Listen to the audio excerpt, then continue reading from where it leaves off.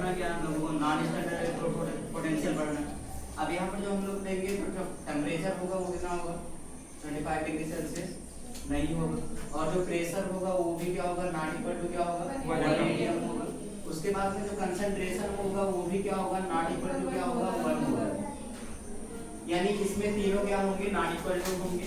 जबकि हम लोग क्या करते थे स्टैंडर्ड वाले में हम लोग क्या करते थे जो टेम्परेचर लेते थे वो कितना लेते थे 25 डिग्री सेल्सियस लेते थे, या फिर हम लोग क्या बोल सकते थे 298 केल्विन, और जो प्रेशर लेते थे 1 atm लेते थे, कंसंट्रेशन कितना लेते थे 1 मोल। लेकिन यहाँ पर हम लोग क्या करेंगे ये तीनों क्या होंगे नॉट इक्वल टू। तो अगर ऐसा कंडीशन है कि जो टेम्परेचर है वो कितना है नॉट इक्वल टू क्या है 25 डिग्री सेल्सियस है, प्रेशर क्या है नॉट इक्वल टू 1 atm है, और जो कंसंट्रेशन है वो क्या है नॉट इक्वल टू 1 मोलर। तो इसके लिए हम लोग कौन सा इक्वेशन यूज करते हैं नॉर्डनेस्ट इक्वेशन यूज करते हैं। इसका क्या करना है आज हम लोगों को डेरिवेशन करना है इस वाले इक्वेशन का। इस वाले इक्वेशन में होता क्या है कि ये कंडीशन रहेगा कि जो टेम्परेचर होगा वो क्या होगा नॉट इक्वल टू क्या होगा 25 डिग्री सेल्सियस होगा, और जो प्रेशर होगा वो कितना होगा नॉट इक्वल टू क्या होगा 1 atm। तो जो नॉर्डनेस्ट इक्वेशन होता है इसमें हम लोग सबसे पहले करते क्या है कि हम लोग वर्क डन देखते हैं, जो कार्य किया जाता है। जैसे क्या करते हैं हम लोग गैल्वेनिक सेल पढ़े, तो गैल्वेनिक सेल में हम लोग एग्जांपल पढ़े किसका डैनियल सेल। तो जो डैनियल सेल था, डैनियल सेल में क्या हो रहा था कि जो वोल्टमीटर हम लोग लगा के रख रहे थे वहां पर क्या होता था डिफ्लेक्शन हो रहा था, तो हम लोगों को क्या मिल रहा था EMF मिल रहा था, विद्युत वाहक बल मिल रहा था। तो अगर हम लोगों को विद्युत वाहक बल का कैलकुलेशन करना है यानी वर्क डन निकालना है, तो वर्क डन इक्वल टू क्या होगा वर्क डन इक्वल टू क्या होगा फोर्स इनटू क्या होता है डिस्प्लेसमेंट होता है। तो यहाँ पर हम लोग क्या करेंगे जो फोर्स हम लोगों को लगाना है वो फोर्स क्या होगा Q। Q का मतलब क्या होता है I। Q इक्वल टू क्या होता है I,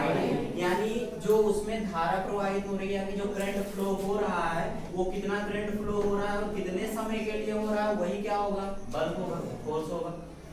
इनटू क्या होगा यहाँ पर डिस्प्लेसमेंट होगा। डिस्प्लेसमेंट का मतलब क्या है कि जो हम लोग वोल्टमीटर लगा के रखेंगे तो उसमें क्या होगा ये वाला क्या होगा डिस्प्लेसमेंट होगा ना, इसका डिफ्लेक्शन होगा, और डिस्प्लेसमेंट होगा तो इसका मतलब क्या वोल्टमीटर का डिस्प्लेसमेंट यानी V। इतना समझ में आया।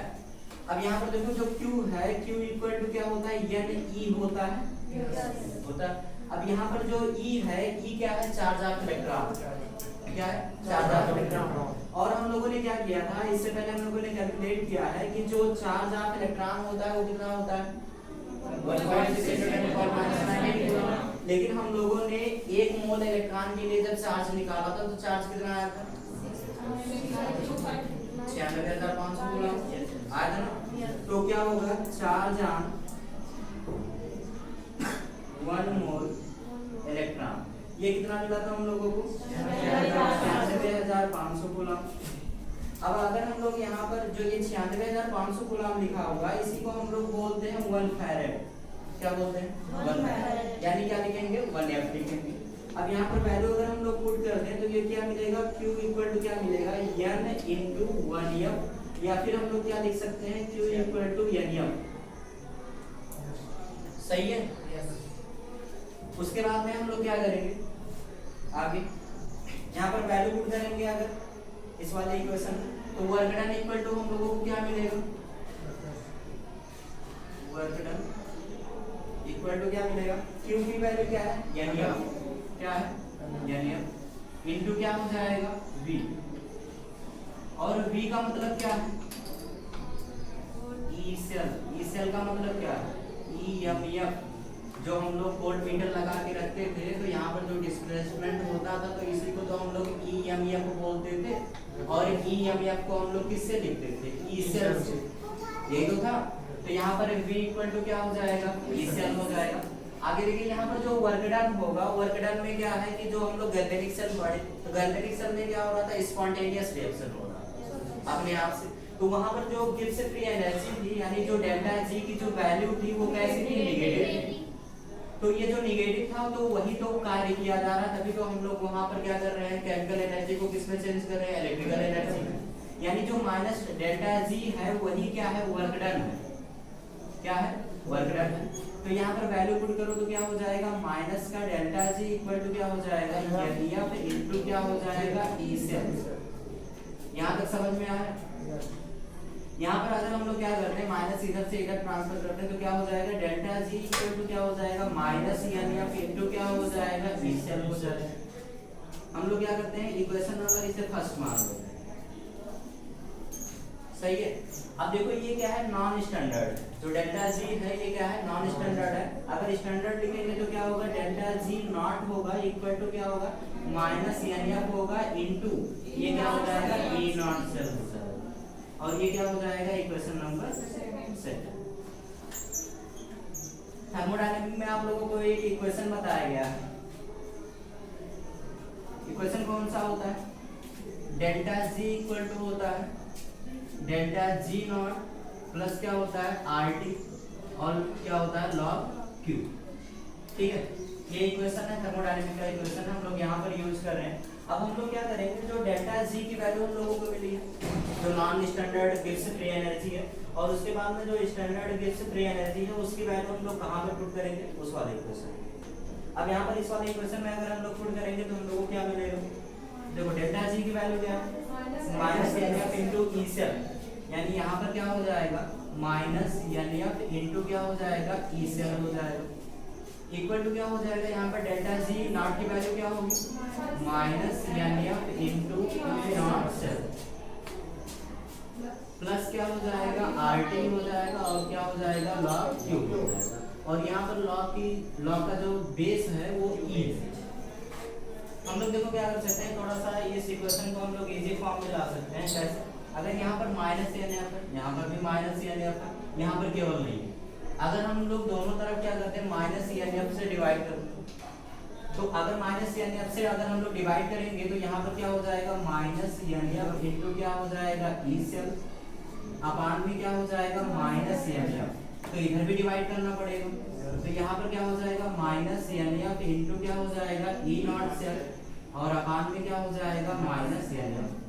यहाँ भी करना पड़ेगा क्या हो जाएगा R T log base P Q upon में क्या हो जाएगा माइनस एन एफ इधर देखो माइनस एन एफ है ये कट जाएगा यहाँ पर भी है माइनस एन एफ ये भी कैंसिल हो जाएगा और यहाँ पर क्या हो जाएगा ई सेल इक्वल टू क्या हो जाएगा ई नॉट सेल प्लस ये प्लस है ये माइनस है तो क्या हो जाएगा माइनस यहाँ पर क्या हो जाएगा आर टी लॉग बेस ई और क्यू हो जाएगा अपान में क्या हो जाएगा एन। अब देखो ये इक्वेशन है ये नॉनेस्ट इक्वेशन है लेकिन हम लोग करते क्या है ये वाला जो इक्वेशन है इस वाले इक्वेशन पर जो न्यूमेरिकल पूछा जाता है वो कम पूछा जाता है। हम लोग यहाँ पर टेम्परेचर क्या करते हैं जैसे इक्वेशन बोला जाएगा अगर कोई भी न्यूमेरिकल बोला जा रहा है तो न्यूमेरिकल में क्या होता है वो टेम्परेचर देते हैं जैसे हम लोग यहाँ पर क्या बोल दिए हैं कि जो टेम्परेचर होगा वो not equal to 25 degree Celsius होगा। ये तीनों कंडीशन है तीनों जो दिए गए हैं प्रेशर है कंसंट्रेशन है टेम्परेचर है। लेकिन यहाँ पर होता क्या है कि कभी कभी क्वेश्चन कैसे पूछते हैं कि यहाँ पर टेम्परेचर कितना कर देंगे 25 डिग्री सेल्सियस ही कर देंगे और या प्रेशर या फिर कंसंट्रेशन चेंज कर देंगे तो इसका मतलब टेम्परेचर नहीं चेंज करते हैं। तो अगर ये टेम्परेचर नहीं चेंज करते हैं तो हम लोग इस वाले इक्वेशन को थोड़ा सा और सॉल्व कर देते हैं। ठीक है, यानी यहाँ पर हम लोग क्या कर देंगे टी की वैल्यू रख देंगे आर क्या है गैस कांस्टेंट है उसकी वैल्यू रख देंगे एफ क्या है चार्ज 1 मोल इलेक्ट्रॉन जो 1 मोल इलेक्ट्रॉन पर जो चार्ज होता है उसकी वैल्यू हम लोग पुट कर देंगे कितना हो जाएगा 96,500। उसके बाद हम लोग क्या करेंगे इन तीनों की वैल्यू रख करके फिर जो लॉग बेस ई नहीं है बेस 10 में कन्वर्ट कर देंगे क्योंकि हम लोगों के पास में जो वैल्यू होती है वो किसकी होती है बेस 10 तो इसको भी कन्वर्ट कर देंगे तो जो हम लोगों को इक्वेशन मिलेगा वो क्या होगा थोड़ा इजी फॉर्म में होगा और कैलकुलेशन क्या होगा इजी होगा तो उसको हम लोग आसानी से क्या कर सकते हैं सॉल्व कर सकते हैं।